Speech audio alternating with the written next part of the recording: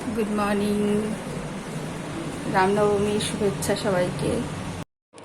কালকে অশোক অষ্টমী ছিল, নিরামিষ খাওয়া ছিল। আজ সকাল সকাল একটু জলখাবার বানাতে চলে এসেছি। কিছু পাউরুটি পড়েছিল 4-5 দিন ধরে ফ্রিজে, তো ভাবলাম সেগুলো দিয়েই করে ফেলি। যেরকম সাউথ ইন্ডিয়ান ফোড়ন দেয়, সাদা রিফাইন্ড অয়েলে একটু সর্ষে শুকনো লঙ্কা ফোড়ন দিয়েছি। এবার দেবো কারি পাতা। কারি পাতাগুলো অনলাইন আনিয়েছিলাম, শুকিয়ে গেছে, তাই জলে ভিজিয়ে রেখেছিলাম। এবার এমনি রাফলি চপ করে রেখেছিলাম একটা মিডিয়াম সাইজের পেঁয়াজ দিয়ে দিলাম। এটাকে হালকা করে ভেজে নেব, খুব বেশি পোড়া পোড়া যেন না হয়। এটা আমার হাজব্যান্ড খেতে খুব ভালোবাসে। এর মধ্যে একটু নুন দিয়ে দেবো যাতে পেঁয়াজটা নরম হয়ে যায় আর ফটাফট হয়েও যায় তাড়াতাড়ি সকালবেলা। পাউরুটি তো সবারই ঘরেই মনে হয় এভাবে বেঁচে থাকে, সেগুলো দিয়ে এভাবে বানিয়ে ফেলুন, ভালো লাগবে।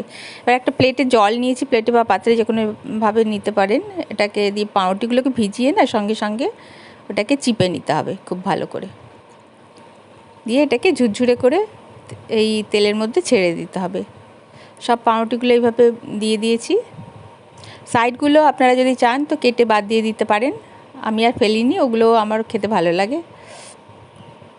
রাফলি করেছি যেহেতু এক হাতে, সেহেতু খুব ছোট ছোট কাটা হয়নি, বড় বড় পিস হয়ে গেছে। যাই হোক, আমি দেখাচ্ছি প্রসেসটা শুধু। তবে খেতে দারুণ হয়েছিল কিন্তু।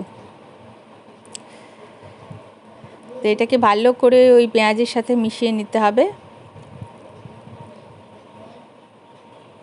এর মধ্যে এখনও কিন্তু আমি নুন দিইনি, কারণ পাউরুটিতে নুন দিলে না এই সময় তো নুনটা কোথাও একটা পাউরুটির মধ্যে ঢুকে বসে থাকে, কোথাও একদমই থাকে না, এরকম একটা ব্যাপার হয়ে যায়।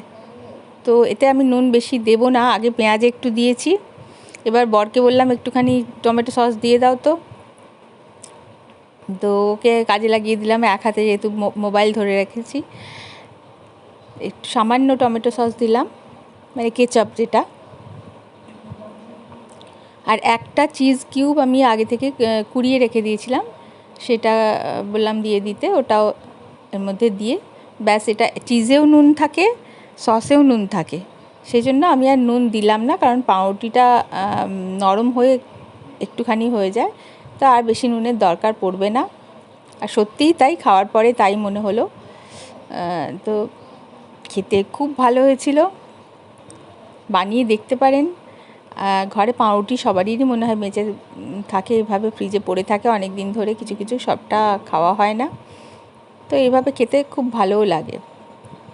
সকালবেলা একটা জলখাবারের ঝঞ্ঝাটও থাকে সবসময়, রোজ কী বানাবো, তো একবার বানিয়ে দেখতে পারেন। হয়ে গেছে তৈরি। ওকে ওই চিজের কোড়ার প্লেটটাতেই দিয়ে দিলাম। ওর তাড়াহুড়ো ছিল, ওর বন্ধু বান্ধব ফোন করছে, আড্ডা মারতে যাবে।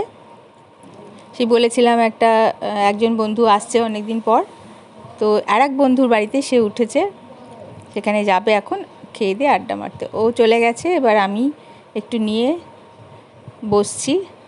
তবে একটু টেস্ট করে দেখেছি, খুব ভালো লেগেছে, দারুণ হয়েছে খেতে। তো একবার বানিয়ে ফেলুন। সবাই ভালো থাকবেন, ভালো কাটুক দিনটা। নমস্কার।